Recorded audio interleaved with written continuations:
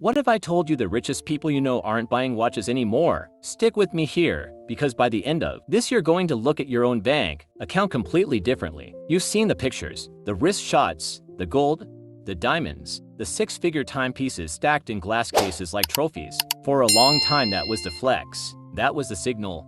Look at what I can afford. But somewhere along the way, the people who actually have the money quietly stopped caring about that signal and started spending on something you can't photograph nearly as well, something that doesn't fit on a wrist, something almost nobody talks about because it's boring, invisible, and honestly kind of unglamorous. And once you see what it is, you're going to look at your own spending, your own choices, your own priorities completely differently. So stay with me, because the seventh thing on this list is the one that ties everything together, and most people never even get there. Here's the thing, a watch tells time. That's it. That's the whole function. Everything past it is decoration, status, a story you're telling other people about yourself. There's nothing wrong with liking nice things. I'm not here to lecture you about that, but if you study the people who actually built serious wealth, not the people who inherited it or flexed it online, but the ones who built systems, companies, portfolios that compound for decades, you start noticing a pattern. They stop buying objects, they start buying time, and that one shift changes everything downstream of it. I used to think wealth was about accumulation. Get the car, get the watch, get the house with the pool nobody swims in. I used to feel the same pull you probably feel right now, that itch to prove something with a purchase. But the more I looked into how actually wealthy people spend their time and money, the more I realized the watch was never the goal. The watch was the consolation prize for people who never figured out what the real prize was. And here's where it gets uncomfortable. Most of us are chasing the consolation prize without even knowing it. So what actually works? What are they buying instead? Let's get into it, because the first one alone is going to sting a little. First thing is time itself, bought back in bulk. Think about it. You only get 24 hours a day, same as everyone else, same as the poorest person on the planet and the richest. That's the one truly equal resource. So the smartest thing you can do with money isn't to buy stuff, it's to buy back hours. That's why wealthy people hire assistants, delegate tasks, automate decisions, and ruthlessly cut anything that eats their time without giving anything back. A watch just sits on your wrist looking expensive. Buying back your time actually multiplies what you can do with the rest of your life. Here's where it gets weird. Most people work extra hours to afford luxury items. Wealthy people spend money, specifically so they don't have to work those extra hours. It's the exact opposite direction. And once you flip that switch in your own head, your whole relationship with money changes. But that's just the first domino. Here's the second one, and it's the one people ignore until it's too late.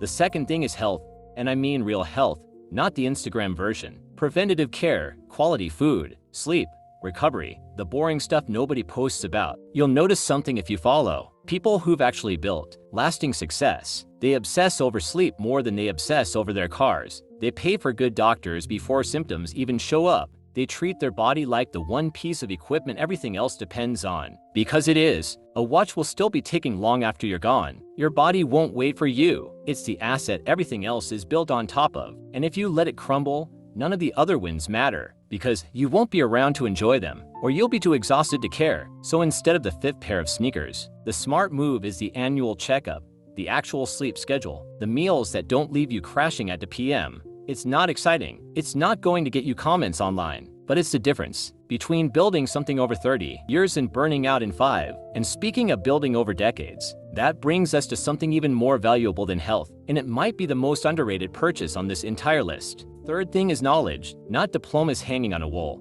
Real applicable knowledge, books, mentors, courses, rooms full of people smarter than them. Wealthy people spend absurd amounts on access to information, access to people who've already solved the problems they're facing, access to rooms where the conversation is 3 steps ahead of where they currently are. Here's the thing nobody tells you. Money doesn't compound nearly as fast as knowledge does, because knowledge changes how you use the money in the first place. A watch depreciates in value the second you put it on. A well-placed piece of knowledge, the right mentor at the right time, the right book that shifts how you think, that can be worth more than anything sitting in a display case. And that's the part nobody tells you. The wealthiest people you'll ever meet are often the most obsessive learners in the room. Not because they have to be, but because they understand that staying sharp is the actual investment, not the thing sitting on their wrist. But knowledge is useless if you can't protect the one thing required to use it. And that's number 4. The fourth thing is attention, or more specifically, the ability to protect it. Think about how loud the world has gotten. Notifications, headlines, opinions, everyone fighting for the seconds of your focus. Wealthy, high-performing people treat their attention like the scarcest resource they own. Because it is, they build routines that protect deep and uninterrupted focus. They cut out the noise ruthlessly. They're not scrolling for 3 hours wondering where the day went. And this is where it gets uncomfortable for a lot of people, because protecting your attention often means disappointing people. It means saying no to meetings,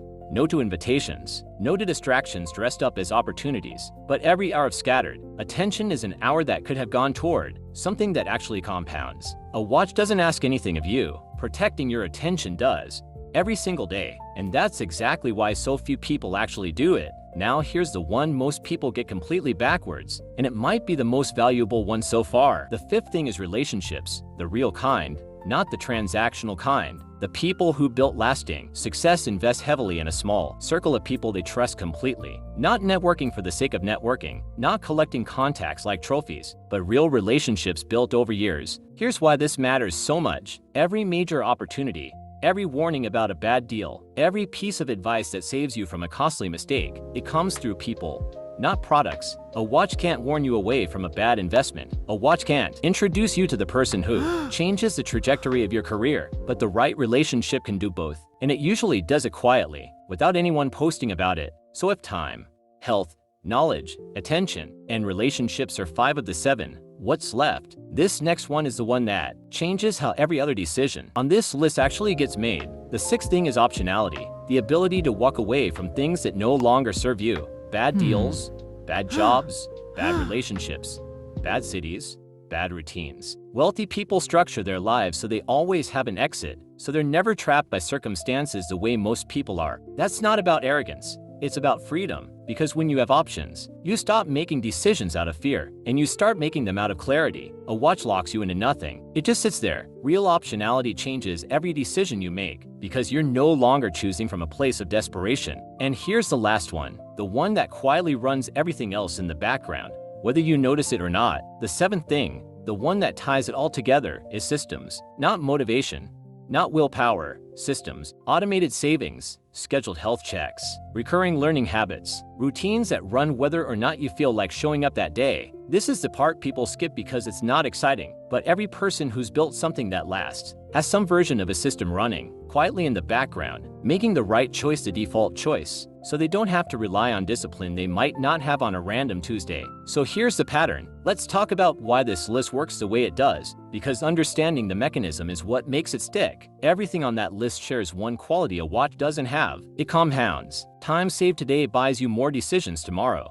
Health protected today buys you more years to use everything else you built. Knowledge gained today changes how you evaluate every opportunity that comes after it. Protected attention today means the next 10 years of focus are actually usable, instead of scattered. Relationships built today become the network that opens doors 5 years from now that you can't even see yet. Optionality built today means the version of you 5 years out isn't trapped in a decision made out of fear. And systems built today mean all minus one of the other. Things keep happening automatically, even on the days you don't feel like it. A watch does none of that. It just sits there, identical, worth less every year, while everything on this list is quietly worth more. Look, I get it. I used to think buying the thing was the win. I still catch myself wanting the shiny object sometimes. I'm not going to pretend I'm above it, but here's what shifted for me, and I think it'll shift for you too once you actually sit with it. Every dollar you spend is a vote for the life you're building. Spend it on things that decorate the outside, and you get a life that looks good in photos and feels empty behind closed doors. Spend it on the things that compound.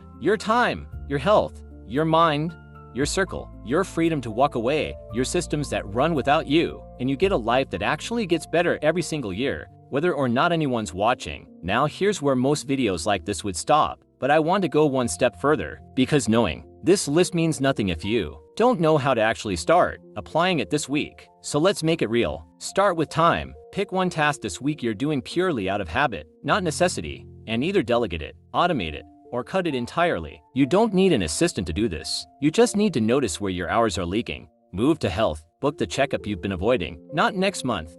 This week. Set one non-negotiable bedtime and protect it like it's a client meeting, because in a sense, it is a meeting with your future self. Then knowledge. Pick one book, one course, one person you could learn from, and commit real time to it this month. Not scattered 5-minute scrolls of information. actual focused time. Then attention. Turn off one category of notifications today, just one. Protect one block of your day, even 90 minutes, where nothing gets through. Then relationships. Reach out to one person in your circle you trust and actually invest in that relationship this week. Not a networking message, a real conversation. Then optionality. Ask yourself honestly what in your life right now you're staying in purely out of fear, and start building your exit, even if it's slow. And finally, systems. Automate one thing this week. One savings transfer, one recurring calendar block, one habit that runs without requiring your motivation that day. 7 things, 7 small moves. None of them require you to be rich first. That's the part people miss. You don't need the money to start doing this. You need to start doing this too. Eventually have the money means something when it arrives. Because here's the uncomfortable truth. If you get rich without ever learning to protect your time, your health,